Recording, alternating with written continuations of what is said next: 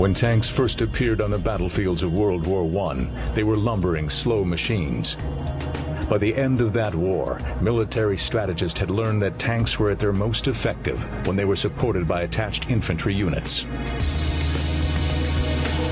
During the 1920s and 30s, the speed of tanks increased dramatically. Newer tanks raced across rough terrain at speeds of up to 30 miles per hour, nearly 10 times faster than infantry could maneuver. A solution was needed to keep the infantry with the tanks at the front of the battle. Trucks were a possibility. However, they offered no armored protection and could only travel effectively on roads. For infantry combat, more capable vehicles were needed to carry out what is called today combined arms tactics. The capabilities of faster tanks became more and more preponderant during the 1920s and 1930s, and then we see the development of vehicles that can keep infantry under armor and up with those tanks as they go deep into the enemy's rear. The combined use of tanks, infantry and artillery was first seen in the Second World War, with the deployment of infantry combat vehicles such as the U.S. Army's M3 half-track. Its rear track assembly gave it better mobility than trucks using wheels alone. And its light armor protected the infantry squad inside from enemy small arms fire. It also gave added firepower to the infantry squad by adding a .50 caliber machine gun. However, it provided no overhead armor protection, since the added weight would have been too great a burden for the vehicle. The infantry fighting vehicle evolved slowly after the war. The Soviet BTR-152 of the early 1950s was little better than the wartime half-tracks, essentially a truck with armor plating. But tank technology was moving ahead faster than vehicles like these. Clearly, additional armor and mobility was needed. In the 1960s, a new generation of infantry vehicles emerged, called APCs, or Armored Personnel Carriers. The U.S. Army's M113 was typical of this type of vehicle. These fully tracked vehicles had greater mobility than half-tracked vehicles, and provided the troops the security of full armor protection. Going to the full track gave them a much better off-road capability than the half-track design did. And let's face it, with full track versus half-track, on road you really don't have that much difference in capability. With the wheel, you're subject to tires getting punctured and to the fact that you're going to have less off-road capability without the full track. The M113 was the first modern battle taxi developed to transport infantry forces into combat in concert with the battle tanks. Once in position, the infantry would dismount and fight on foot.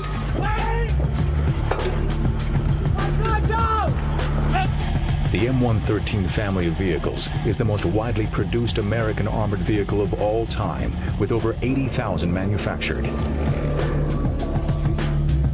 It is used not simply for transporting infantry. The M113 has had more than 40 major variants, and with over a dozen still in use, M113s continue to serve in many combat support roles, such as its use as an ambulance to carry wounded troops away from the front. The M113 is also used as a tank hunting vehicle, armed with the TOW missile. The most recent variant has its TOW missiles mounted in a special armored launcher, so that the crew stays protected within the hull of the vehicle. When ready to fire, the missile launcher can be elevated above the roof, allowing the crew to position the vehicle behind a hill for further protection.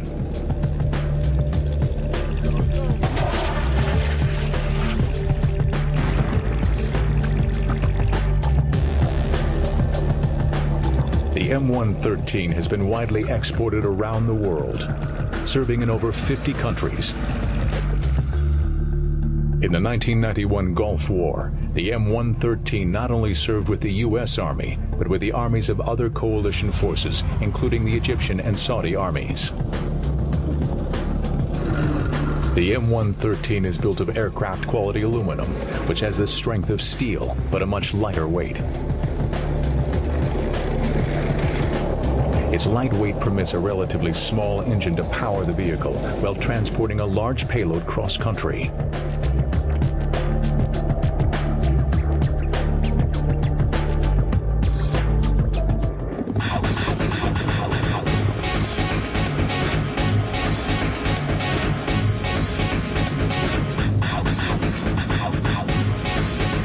The most challenging requirement for infantry vehicles comes from Marine units, with their need of transport across terrain as well as water. The U.S. Marine Corps pioneered amphibious infantry vehicles, which they called Amtracs.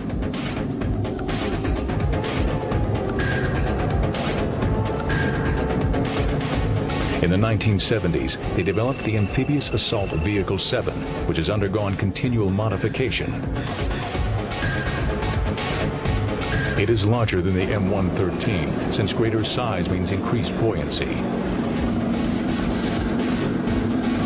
The AAV-7 easily floats even in heavy surf conditions.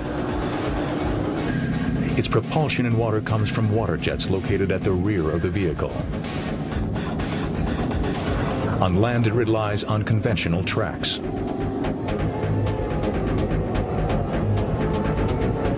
The AAV-7 provides great armored protection to Marines during amphibious assaults. But with a top speed of 7 knots in the water, it leaves the vehicle vulnerable to enemy attack for extended periods. And its 20 miles per hour land speed does not allow it to keep up with the Abrams main battle tank. The U.S. Marine Corps developed a novel solution in its new Expeditionary Fighting Vehicle, or EFV.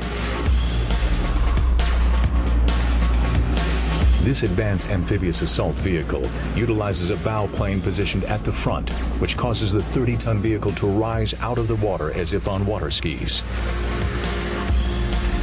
Skirts at the side of the vehicle can be lowered to cover the tracks to eliminate a major source of drag. With a powerful turbine engine, speeds of well over 20 knots can be achieved, even in rough surf. And it can cruise at over 30 miles per hour on land.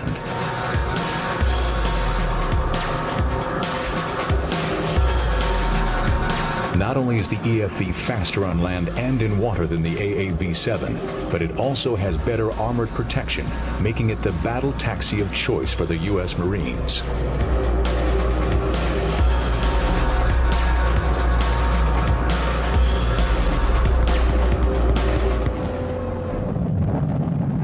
In the mid-1960s, a new approach to infantry vehicles began to emerge.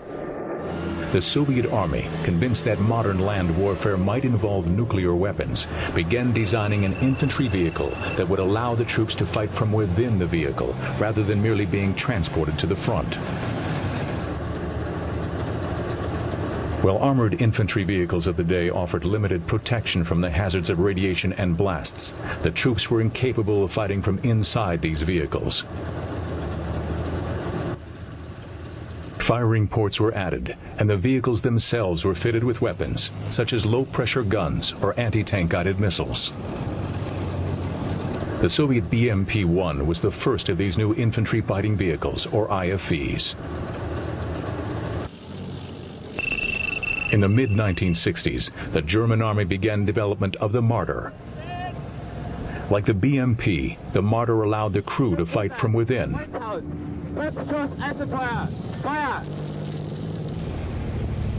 The Marder is heavier than the BMP, and so it cannot swim. Instead, the designers fitted it with a retractable snorkel that allows it to wade across rivers. Like most infantry fighting vehicles, the Marder is cramped and noisy inside.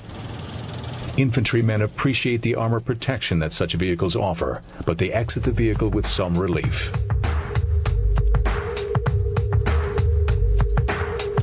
In the early 1970s, the United States Army began searching for its own infantry fighting vehicle. FMC Corporation developed enhanced versions of its successful M113. These had a turret as well as firing ports for the troops.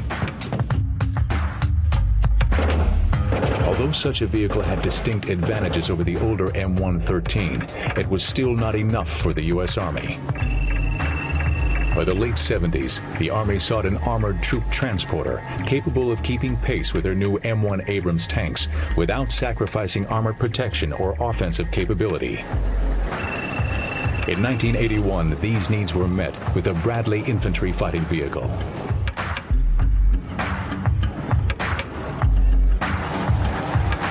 The Bradley offered 3 critical improvements over the earlier M113. It was fast enough to keep up with the Abrams tank in combat conditions. It represented a fundamental leap forward in firepower, and it was more heavily armored than any previous infantry transporter. Unlike the M113 series it replaced, the Bradley is not simply a battle taxi. It is a sophisticated weapons platform capable of providing tremendous firepower and direct support of the infantry it carries.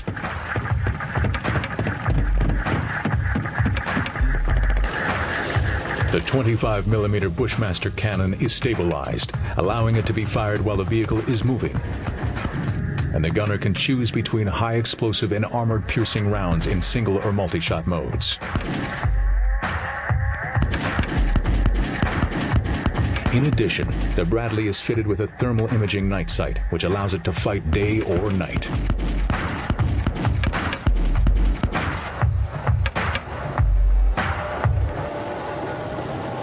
An infantry squad in a Bradley has 7 men, 2 of them armed with squad machine guns and the rest with assault rifles. In addition, the squad can carry a Dragon anti-tank missile, as well as anti-tank rocket launchers. But the Bradley's most powerful weapon is its turret-mounted TOW missile launcher, capable of destroying nearly any tank on the modern battlefield.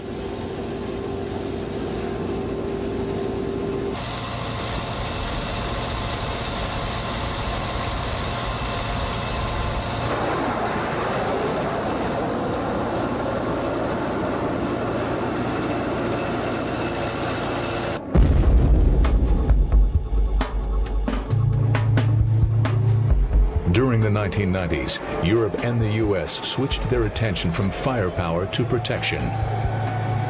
Infantry vehicles, even the thickly armored Bradley, are still vulnerable to anti-tank weapons, such as rocket-propelled grenades and anti-tank missiles. Another one. The real barrier to more heavily armored infantry vehicles is cost, not technology. Infantry vehicles, should they be armored as heavily as tanks, would cost as much as tanks. Yet improvements in infantry protection continue. The Bradley M2A2 adds additional armor to protect it against autocannon fire of other IFVs and enemy anti-armor weapons.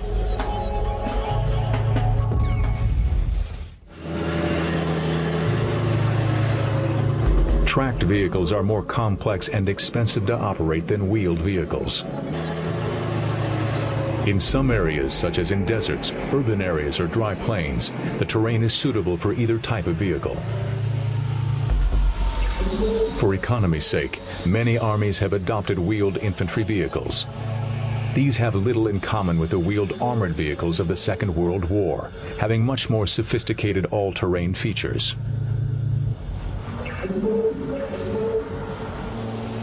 A good example of this type of infantry vehicle is the South African Roddel infantry carrier. The Roddel operates in dry terrain where a wheeled vehicle layout is optimal. Mines have been one of the most common threats to South African armored vehicles. Therefore, the hull of the Roddel has been designed to better withstand mine damage than conventional armored vehicles. While the vehicle may be damaged beyond repair, this feature can significantly reduce casualties among the crew.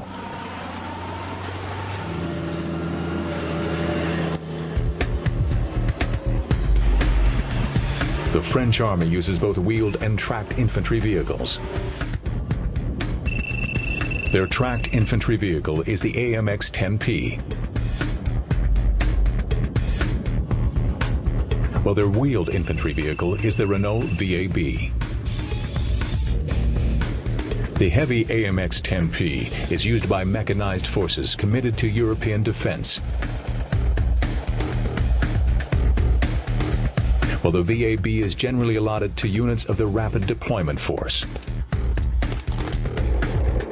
The AMX-10P is the support and freight vehicle of the mechanized infantry units. This tracked amphibious armored vehicle transports a group of 9 men in addition to the driver and gunner. It has great autonomy and excellent land and water mobility, which allow it to cross flooded areas. Its armament enables it to engage light armored tanks and low-flying aircraft.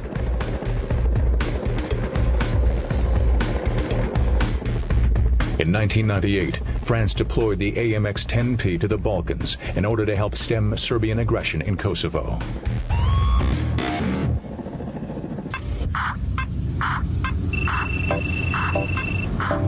The VAB wheeled infantry vehicle uses a sophisticated independent suspension system, which provides greater cross-country mobility.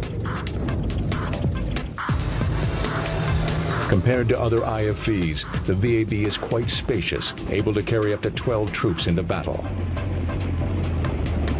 Like many wheeled armored vehicles, the VAB can maneuver across small water obstacles such as rivers. The VAB's lightweight makes it very easy to transport by aircraft, thereby giving it additional strategic mobility.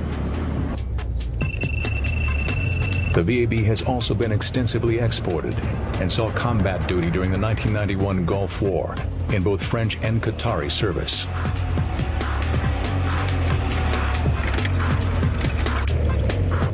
Although the U.S. Army showed a preference for tracked vehicles as far back as World War II, the demands of 21st century combat have led them to adopt a wheeled vehicle as the centerpiece of their brigade combat teams. The 8-wheeled Stryker is the first new Army vehicle since the Bradley IFV was introduced in the 1980s. The Stryker is based on the LAV-3, but its similarities with this combat vehicle end with its wheeled configuration, diesel engine, and 6-speed transmission. The Stryker has an advanced information management system, linking it with other vehicles and higher command, creating a digital battlefield communications system. Real-time combat intelligence is available as each vehicle automatically shares its GPS location data. The crew is protected by advanced steel and ceramic armor, more than twice as strong as the armor on an M113. Stryker crews can vary their tire pressure from within the vehicle to provide greater traction or greater speed depending on conditions. And the run-flat tires will perform even if punctured. The Stryker combat brigades were first deployed in November 2003 in support of Operation Iraqi Freedom, and subsequently served in Afghanistan as part of Operation Enduring Freedom.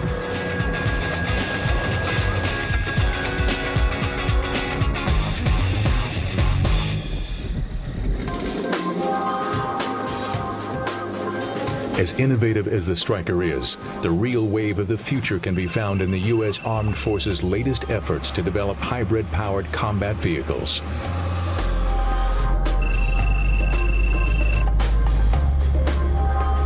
Two extraordinary examples of this endeavor are the Shadow RIST-V and the AHEAD 8x8 programs.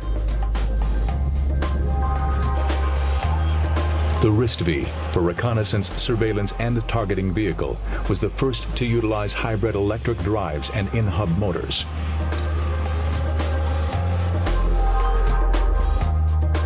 One requirement was to have a vehicle which could be easily transported by the V-22 Osprey. The RIST-V's compact design and folding suspension allows for just that. It is also designed to carry a payload of 3,000 pounds with a crew of 6, as well as travel up to 70 miles per hour.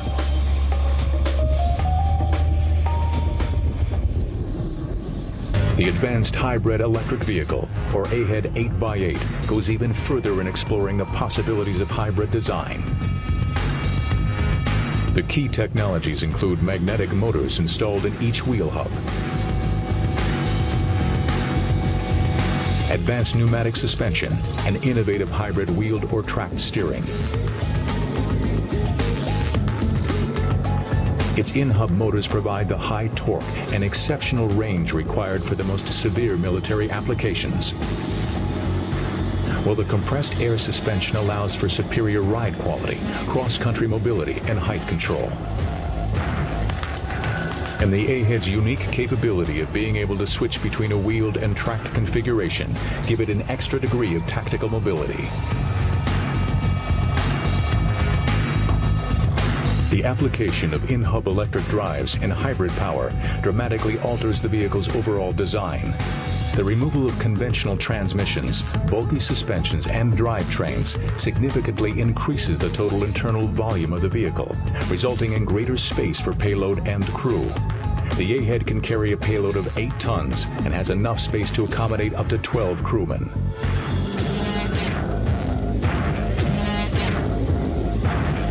Together, these new technologies and designs promise to revolutionize the future of combat vehicles. Although infantry warfare has changed dramatically over the years, the basic job of the infantryman has not. An infantry squad may now ride safely into battle, but they are expected to retain all of the traditional fighting skills of earlier foot soldiers.